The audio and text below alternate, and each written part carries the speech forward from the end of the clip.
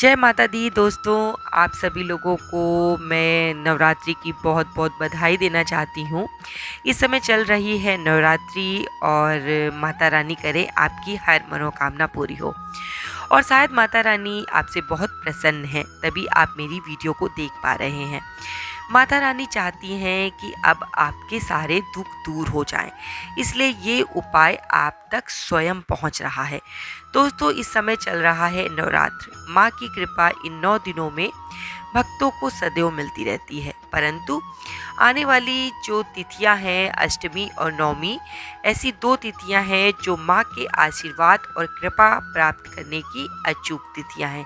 दोस्तों, इन दिनों में जो आप उपाय करते हैं, कोई आप मनोकामना माँ के सामने रखते हैं, तो वो माता रानी आपकी ज़रूर पूरी करती हैं। ऐसा स्वयं मार्कंडेय पुराण में माता रानी के वचनों को स्पष्ट रूप से दर्शाया गया है। उस पुराण में ये स्पष्ट रूप से लिखा है कि जो भी भक्त अष्टमी एवं नवमी तिथि में मेरा व्रत पूजन करता है, उसके सारे कष्ट मैं हर लेती हूँ। तो इसीलिए शायद माता रानी ने आपकी परेशानियों का निवारण मेरे इस वीडियो के माध्यम से आप तक पहुंचाने का प्रयास किया है। दोस्तों, अगर आपकी घर संबंधी कोई समस्या है, आपका मकान नहीं बन रहा है, आप बहुत प्रयास कर चुके हैं लेकिन आपका अपना घर नहीं बन रहा है, तो आप इस उपाय को ज़रूर कीजिएगा। अगर आप शिक्षार्थी हैं और आपकी विद्या में, आपकी शिक्षा में परेशानियां आ रही हैं, आपको शिक्षा संबंधी परेशानी है, आपकी नौकरी नहीं लग रही है, तो भी आप इस उपाय को कर सकते हैं। अगर आप मनचाहा विवाह करना चाहते हैं, अगर आप किसी से प्रेम करते हैं और आपके घर वाले नहीं मान रहे हैं, तो भी आप इस उपाय को कर सकते हैं। अगर आपका विवाह जल्दी नहीं हो रहा है, उसमें कुछ अटकलें हैं, तो भी दोस्तों आप इस उपाय को कर सकते हैं। अगर आपके कारोबार में लगातार गिरावट आ रही है, आपका प्रमोशन नहीं हो रहा है, आपके बच्चे आपकी बात नहीं मानते, दोस्तों ऐसी कोई भी परेशानी नहीं है जो इस उपाय से दूर ना हो जाए। इस उपाय को कहते हैं इच्छा पूर्ति उपाय। दोस्तों, इसको आपको अष्टमी या नवमी, जो भी आपको आपके अनुरूप तिथि लगे, जिसमें आपको लगे कि हाँ ये मेरे लिए उपयुक्त है, उस दिन आपको करना है।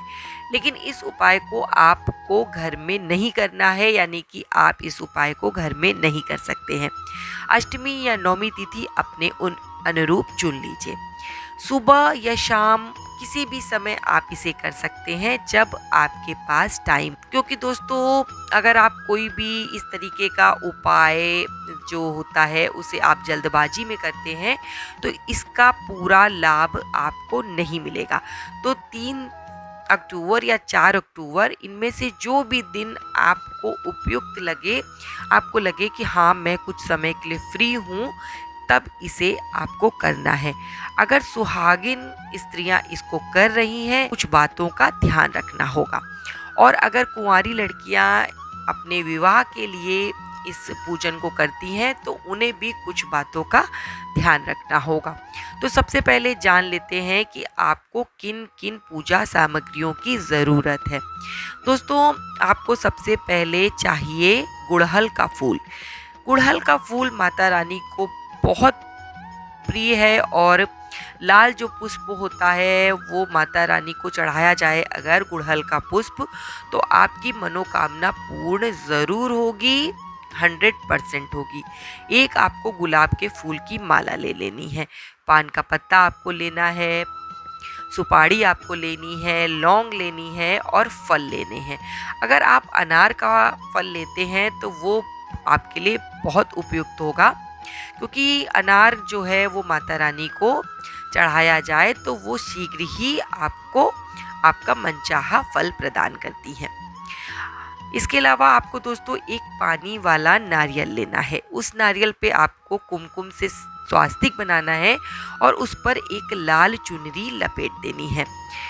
9 आपको छोटे छोटे दीपक लेने हैं, या तो आप आटे के दीपक बना लीजिए। अगर आपको आटे के दीपक बनाने में कोई परेशानी है, तो आप मिट्टी की दियाली में भी दीपक बना सकते हैं, बत्ती उसमें लगा दीजिए और उसमें जो आप घी या तेल अपनी सुविधा के हिसाब से डालिए, जो आपके पास हो।